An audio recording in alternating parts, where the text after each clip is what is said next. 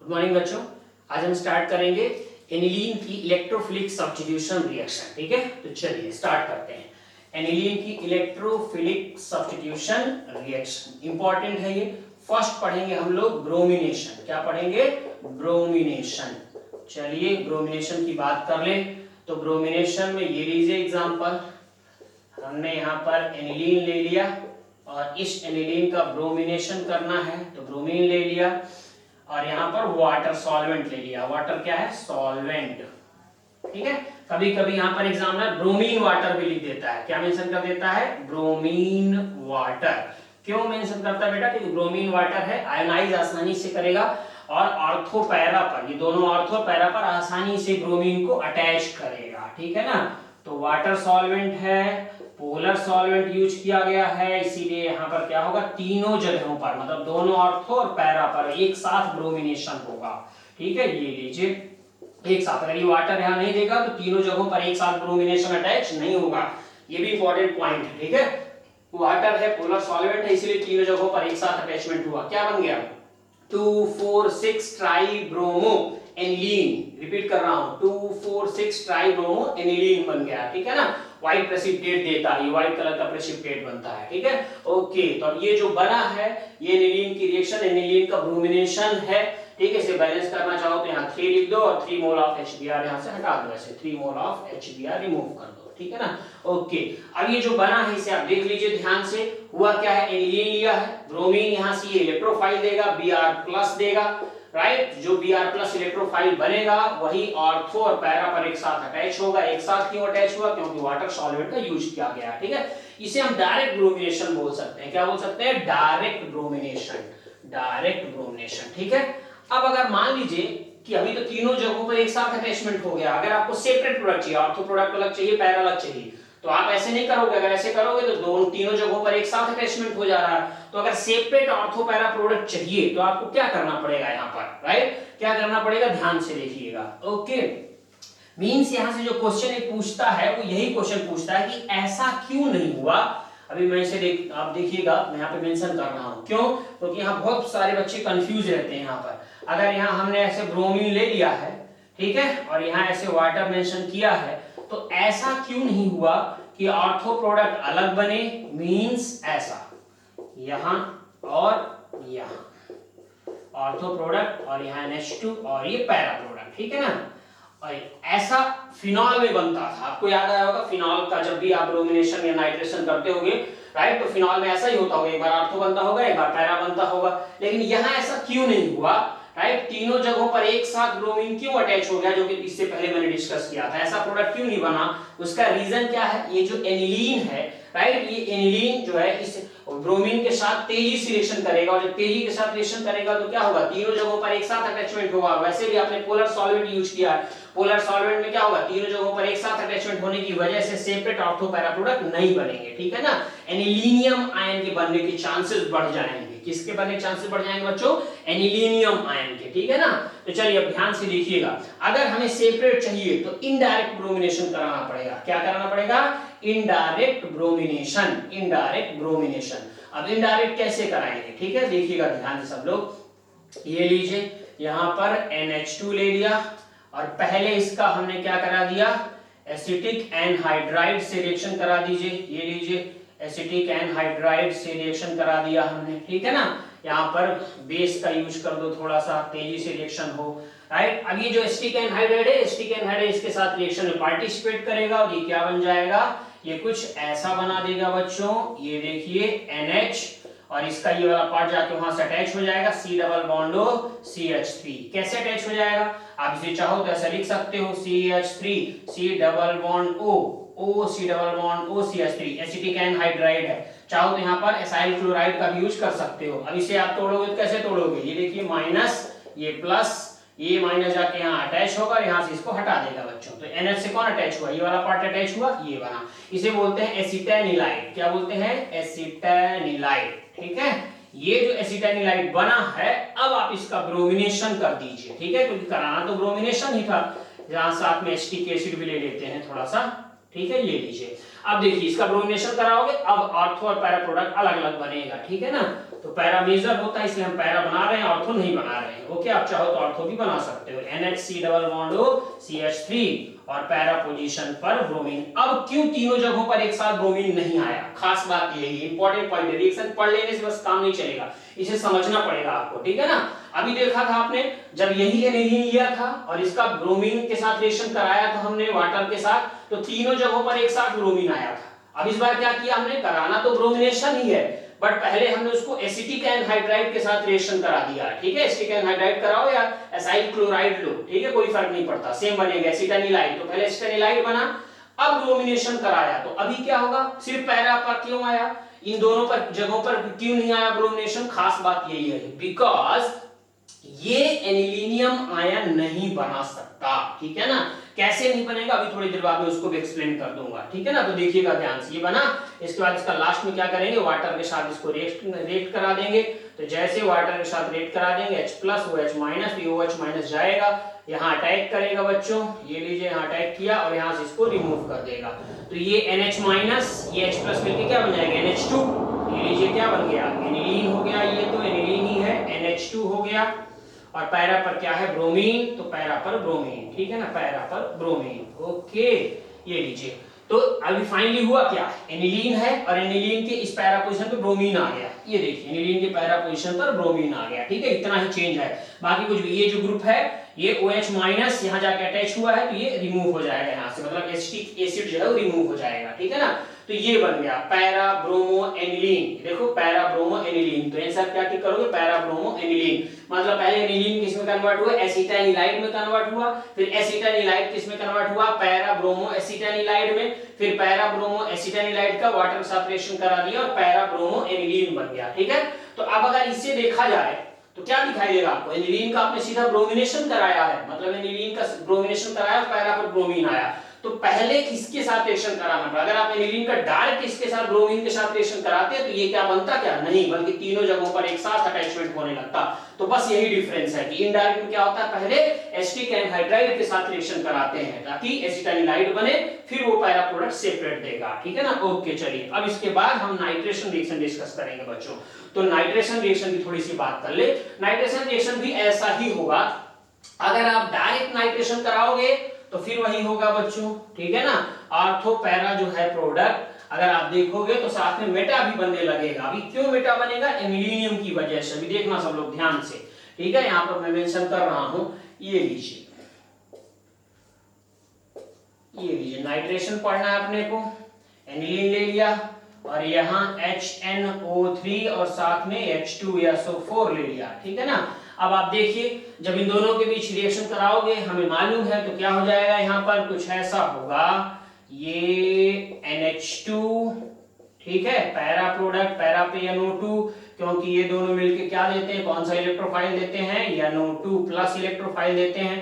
तो इलेक्ट्रोफाइल कहाँ जाएगा, एक बार ऑर्थो पैरा इन सब पर अटैच होगा, तो पैरा पर भी अटैच हुआ, ये लीजिए, ऑर्थो पर भी अटैच होगा और मेटा पर भी अटैच होगा। खास बात यही है कि मेटा पर क्यों अटैच हो रहा है, ये भी क्वेश्चन बहुत बार पूछा गया है, ठीक है। ऑर्थो पैरा तो सब बच्चों को समझ में आता है, मेटा पर क्यों अटैच हुआ है इसका रीजन बच्चे नहीं दे पाते हैं, ठीक है ना। तो आप देखिए ध्यान से, ऑर्थो पैरा पर तो अटैच हुआ है क्योंकि इलेक्ट्रोफाइल है, और इलेक्ट्रोफाइल के लिए एनिलीन कैसा होता है, ऑर्थो एंड पैरा डायरेक्टिंग होता है, ऑर्थो पैरा पर ही अटैच होता है। मेटा पर क्यों अटैच हुआ, थोड़ी देर पहले मैंने एक्सप्लेन किया था, एनिलीनियम आयन के बनने की वजह से। अब समझाऊंगा आपको एनिलीनियम आयन कैसे बनता है, ध्यान से लिखिएगा बच्चों। ये जो एनिलीन है, जब इन दोनों के बीच रिएक्शन होगी तो एनिलीन इस एसिड का H+ लेगा, राइट, और जैसे ही एसिड का H+ लेगा तो H+ लेने के बाद ये एनिलीन H+ लेके क्या बन जाएगा, ऐसा कन्वर्ट हो जाएगा, NH3+ में कन्वर्ट हो जाएगा, NH3+, इसी को बोलते हैं एनिलीनियम आयन,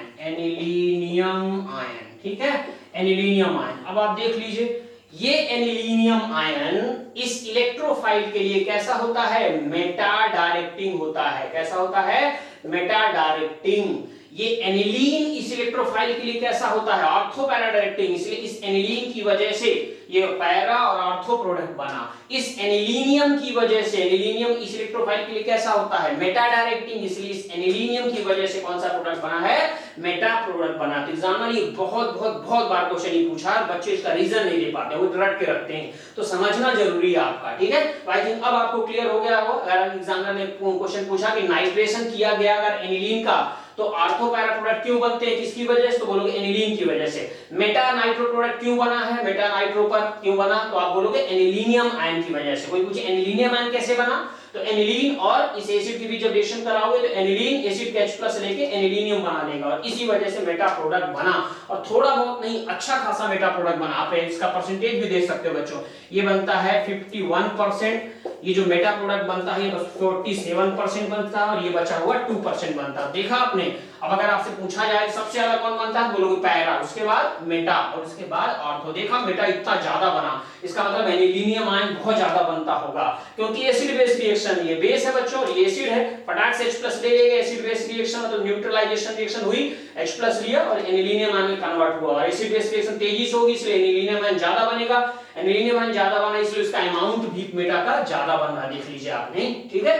तो आई थिंक ये आपको समझ में आ गया होगा। तो देखा आपने, डायरेक्ट नाइट्रेशन किया तो सिर्फ ऑर्थो पैरा नहीं बना, ऑर्थो पैरा के साथ साथ मेटा भी बन गया। तो अब अगर आपको सिर्फ ऑर्थो पैरा चाहिए, मेटा नहीं चाहिए प्रोडक्ट, तो आपको क्या कराना पड़ेगा, इनडायरेक्ट नाइट्रेशन कराना पड़ेगा। इनडायरेक्ट नाइट्रेशन मतलब वही, पहले एसिटिक एनहाइड्राइड जैसे ब्रोमिनेशन कराया था, पहले एसिटिक एनहाइड्राइड के साथ रिएक्शन कराइए, फिर नाइट्रेशन कराइए, ठीक है ना, तो बन जाएगा। चलिए तो उसे भी देख लेते हैं एक बार, इनडायरेक्ट नाइट्रेशन को, ठीक है ना।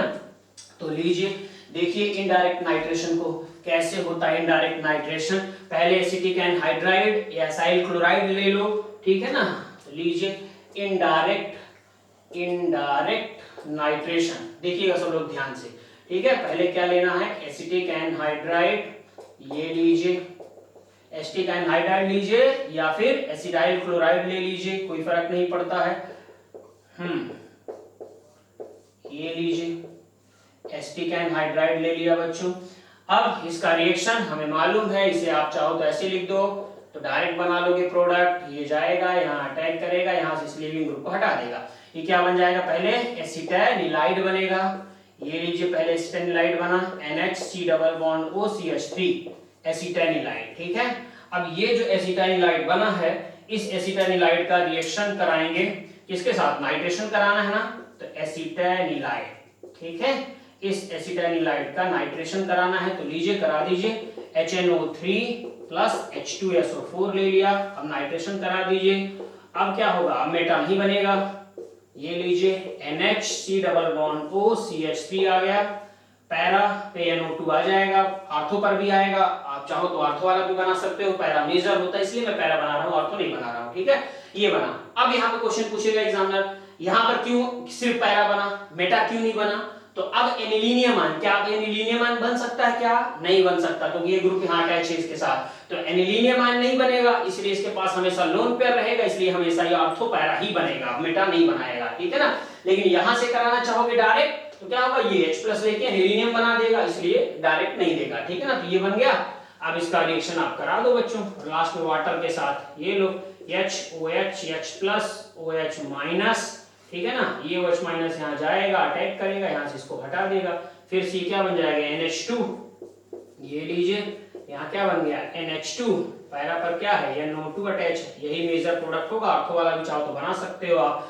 ये H+, ये OH- और ये CH3COOH, मतलब St के St रिमूव हो जाएगा, ठीक है। तो क्या बन गया, देखिए पहले एनिलीन लिया, एनिलीन किसमें कन्वर्ट हुआ, उसका एसिटिक एनहाइड्राइड के साथ रिएक्शन कराया, तो एसिटाइनिलाइड, उसका नाइट्रेशन करा दिया, तो क्या बन गया बच्चों, ये पैरा नाइट्रो एसिटाइनिलाइड, फिर ये पैरा नाइट्रो एनिलीन बना, तो फाइनली क्या बना, पैरा नाइट्रो एनिलीन। तो आई थिंक नाइट्रेशन आप सबको अच्छे से समझ में आ गया होगा, ठीक है। चलिए अब पढ़ेंगे, बात करेंगे सल्फोनेशन की, ठीक है। तो सल्फोनेशन रिएक्शन की बात कर लिया जाए, लीजिए सल्फोनेशन रिएक्शन, इसी एनिलीन का हम सल्फोनेशन करेंगे, देखिएगा सब लोग ध्यान से। एनिलीन का सल्फोनेशन भी आसान है, क्या पढ़ना है, सल्फोनेशन, ठीक है, सल्फोनेशन। चलिए देखिए एनिलीन ले लिया जाए और इस एनिलीन का सल्फोनेशन करना है, तो H2SO4 ले लिया हमने। अब क्या होगा हमें मालूम है, लोन पेयर और ये एसिड और बेस, ये देखिए ये बेस है लोन पेयर की वजह से, ये एसिड है, तो एसिड और बेस के बीच रिएक्शन हो जाएगी, रिएक्शन होकर के ये किस में कन्वर्ट हो जाएगा, ये कुछ ऐसा कन्वर्ट हो जाएगा NH2, ये वाला H प्लस लेके क्या बन गया NH3 प्लस, और ये क्या बचा HSO4 माइनस। देख लीजिए जरा ध्यान से, इसे हम क्या बोलेंगे एनिलीनियम हाइड्रोजन सल्फेट। इतना पार्ट क्या है एनिलीनियम है ना, तो एनिलीनियम हाइड्रोजन सल्फेट, ठीक है, एनिलीनियम हाइड्रोजन सल्फेट ये बना। अब इसे हीट करेंगे बच्चों थोड़ा सा, जैसे इसे हीट करेंगे तो ये एक बार ऑर्थो पे शिफ्ट होगा, एक बार पैरा पे, पैरा मेजर होगा, इसलिए मैं पैरा बना रहा हूं। ये लीजिए NH2 और यहाँ पर क्या आ गया SO3H, इसे हम बोलेंगे सल्फानिलिक एसिड। क्या बोलेंगे बच्चों सल्फानिलिक एसिड, इसे नीचे मेंशन कर दे रहा हूं, ये बहुत बार पूछा गया है। ये लीजिए सल्फानिलिक एसिड, ठीक है ना। अब ये फाइनल प्रोडक्ट नहीं है, जरा ध्यान से देखिएगा, ये कौन है लोन पेयर की वजह से बेस, ठीक है ना, लोन पेयर की वजह से बेस, ये कौन है एसिड, तो क्या होगा ये एसिड H प्लस, ये वाला H प्लस कौन खींच लेगा, ये बेस खींच लेगा। तो जैसे ही ये NH2 ये वाला H प्लस अपने पास खींच लेगा तो ये कैसा बन जाएगा, कुछ ऐसा दिखाई देने लगेगा। ये देखिए NH3 प्लस, NH2 ने ये वाला H प्लस खींच लिया और ये क्या बन गया SO3 माइनस, और इसे हम सब बड़े प्यार से बोलते हैं ज्यूटर आयन। क्या बोलते हैं ज्यूटर आयन। तो एग्जाम में ये भी क्वेश्चन पूछता है, ठीक है, तो फाइनली आंसर में क्या टिक करोगे ज्यूटर आयन टिक करोगे, ठीक है। ओके, तो मैंने क्या क्या हुआ एनिलीन लिया, H2SO4 के साथ रिएक्शन कराया, क्या बना anilinium hydrogen sulphate, anilinium hydrogen sulphate को हीट किया और क्या बन गया बच्चों सल्फानिलिक एसिड। ये जो सल्फानिलिक एसिड बना वहां पर बेस और एसिड है तो H प्लस ले लिया NH2 और NH3 प्लस बन गया और ये SO3 माइनस बच गया, मतलब ज्यूटर आयन। तो आंसर में क्या टिक करोगे ज्यूटर आयन टिक करोगे, ठीक है। तो आई थिंक ये आपको क्लियर हो गया होगा, तो सबको समझ में आ गया। हमने ब्रोमिनेशन पढ़ लिया एनिलीन का, हमने नाइट्रेशन पढ़ लिया एनिलीन का, हमने सल्फोनेशन पढ़ लिया। डायरेक्ट नहीं करा रहे हम, इनडायरेक्ट करा रहे हैं। अगर आपने को सेपरेट प्रोडक्ट चाहिए ऑर्थो पैरा, क्यों इनडायरेक्ट करा रहे हैं, अगर डायरेक्ट करा देंगे तो क्या दिक्कत होगी, डायरेक्ट कराने से मेटा प्रोडक्ट बनने लगेगा एनिलीनियम आयन के बनने की वजह से, जो कि मैंने आपको एक्सप्लेन कर दिया, ठीक है। इसलिए एनिलीन के केस में क्या करते हैं बच्चों डायरेक्ट ना करा के इनडायरेक्ट कराते हैं, ठीक है ना। इनडायरेक्ट से ऑर्थो पैरा प्रोडक्ट क्या बनता सेपरेट बनता, मेटा प्रोडक्ट नहीं बनता। ये क्वेश्चन बहुत बार एग्जाम में पूछता है, ठीक है ना। अच्छा, एक और बच्चों के माइंड में आता है, जो बच्चा अच्छे से पढ़ता है सिंसियर होकर पढ़ता है, राइट, उसे एक माइंड में ये भी आता है कि ऐसा फिनॉल में क्यों नहीं हुआ, एनिलीन में ही ऐसा क्यों हुआ, ठीक है। फिनॉल में भी आपने देखा क्या फिनॉल में ऐसे डायरेक्ट इनडायरेक्ट कराना पड़ा, क्या नहीं कराना पड़ा, ठीक है। फिनॉल में ऑर्थो पैरा प्रोडक्ट सेपरेट बना, ठीक है ना, मतलब वहां पे मेटा प्रोडक्ट नहीं बना, क्यों नहीं बना। और एनिलीन में क्यों मेटा प्रोडक्ट बना, अभी नाइट्रेशन किया तो मेटा प्रोडक्ट बना, तो ये जबकि दोनों फिनॉल और aniline both are electrophilic substitution reaction, मतलब दोनों इलेक्ट्रोफिलिक सब्स्टिट्यूशन रिएक्शन देते हैं बच्चों। फिर ऐसा क्यों एनिलीन के साथ ही हुआ, कुछ तो रीजन होगा ना, तो ध्यान से देखिएगा आप सब, ठीक है ना। ये देखिए फिनॉल यहाँ पर हम लिख देते हैं, चीजों को समझना जरूरी होता है इसलिए यहाँ पर ये लिख दिया, ठीक है ना। यहाँ पर एनिलीन ले लिया बच्चों, ये एनिलीन ले लिया, ठीक है। हाँ चलो अब आप देख लो, ये ले लिया।